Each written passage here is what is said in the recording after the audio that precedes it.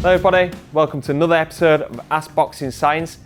In this episode, we're going to cover a question that we receive quite commonly at Boxing Science across social media, is how to improve boxing footwork. Now, it's something that I've covered before on the YouTube channel, but this was quite generic. It were a little bit specific to boxing, but mostly like strength and conditioning drills that I can coach. Now I'm going to give you a video that is more specific to boxing, something that I can't demonstrate, so I brought in Calambiro to share his top 5 boxing footwork drills, and these are drills that you can put into your technical sessions as part of a warm-up or actually as part of a full workout.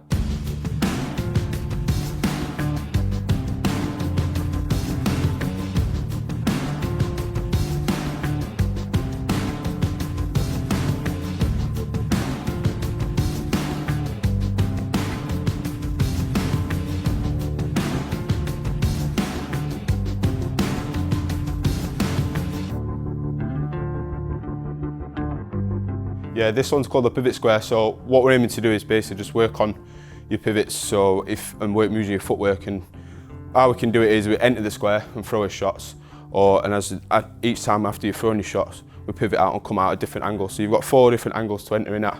So how we do it is we can throw your shots as you enter, we come in, or we do a pivot off to the left or the right, come out, then we're exiting the other way. So we come out and we start again, reset. We can move around back to where we started, or we can go back in where we finished. We step in and throwing the shots, come out the other way, and you can start moving that on from putting defence in as well. So it might be throwing your cross hook, might be rolling, coming and then pivoting after. And the reason why we're doing that using the square is that you're not just doing it in front of a mirror, you've got a target. Imagine your opponent's in the centre of that square, and that's what we're aiming for.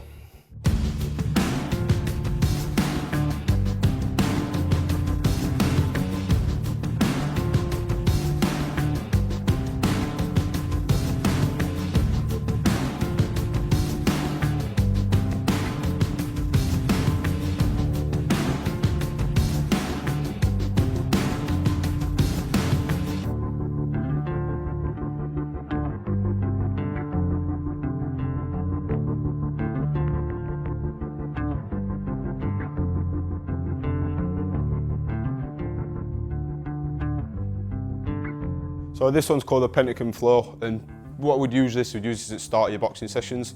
So maybe to get your footwork and your feet firing. So all it is a pretty easy drill, which anyone can do. And all it is just about coming in. Imagine your opponent's either in the centre, or we can do it with your coach in the centre holding the pads. And all you're going to do is enter nice and relax with your feet. And it's basically just about not having no stutters or not stopping your footwork at any time. You only stop, throw your punches, and you're back out again. So as I show him, we start moving in nice and relaxed. It can just be as easy as throwing a single jab, come back out, move around, throw the jab again, come back out, and we can change direction. So we can come back in, or we can even advance it on and move and throw the shot and exit from a different way from where we're thrown. But as long as the feet are just constantly moving, throw your shots, and then we're back moving again, just getting the feet switched on. It's a really good one to use at the start of your boxing sessions, just to get your legs firing, ready to go. As well as keeping nice and relaxed when you're throwing your punches.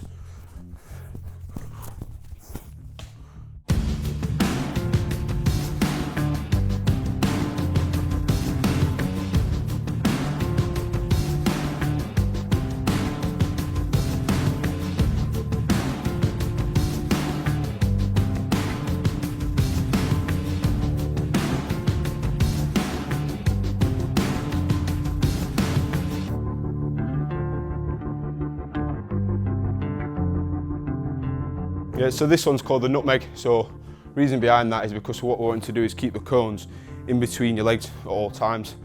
So it's really good for beginners to start off. Is the main coaching one of the main key points in boxing is keeping your feet apart at all times. You never want your feet to come together. So if you've got one of these cones in between your feet, that's not going to happen. You know you're going to stand on one of them. So it just start off nice. You can do it without no punches to start. So it could just be as easy as moving in and around the cones, and you can move and do it as freely as you want. There's no certain restrictions, you've got to stick to one. You can just let yourself flow with your movement and moving around and working around a cone. Might get your back foot around a cone. Then you can start working the punches as well. Just having your shadow boxing moving, but just trying not to touch the cones and working them in between your legs. Hence why we call it the nutmeg.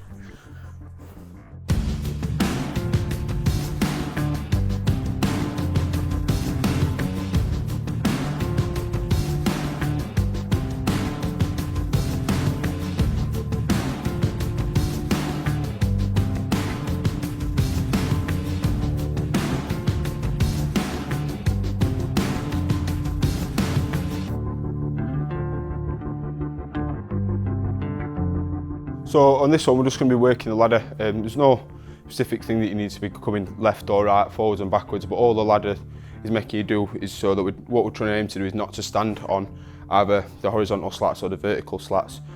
And we can use that if you're a come forward fighter or you're on a back foot fighter. For me, we're a come forward fighter. As we can use it is we can use each square to step in. We can start off behind the square or behind one of the squares, and as we throw shots, we can step in with them, step into it, and we can even go twice on that and double up the attack. So we can have the first phase of the attack, we can come in there with the first shot, and we can step in and go again. And also with having the square, it gets that foot placement in. We're not keeping the foot wide and just stepping the front foot in. We know we can get that back foot into the ladder. As well as if you're on a back foot boxer, you can do exactly the same. As you're throwing your shots, maybe you start with the lead ones. As you can come back, you can get your lead foot in, then step back out and move across. So you can have a little flow of it and move on your own. So shoot it to how it needs you, whether you come forward or on the back foot. You can throw in the shots there, making sure you're getting the feet placement into them and taking them back out instead of just taking one foot out of the way.